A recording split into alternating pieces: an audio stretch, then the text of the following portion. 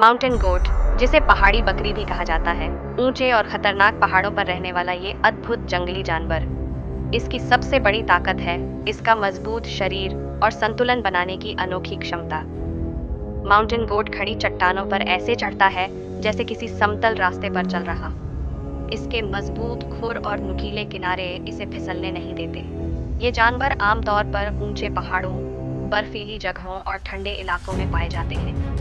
Mountain goat का खाना मुख्य रूप से घास, पत्तियां और छोटे-छोटे पौधे होते हैं। ये बहुत शांत और शर्मीले स्वभाव के होते हैं, लेकिन खतरा महसूस होने पर तेजी से चढ़ाई कर अपनी सुरक्षा कर लेते हैं। माउंटेन गोट प्रकृति का एक शानदार उदाहरण है कि कैसे जीव कठिन से कठिन माहौल में भी खुद को ढाल कर जीते हैं।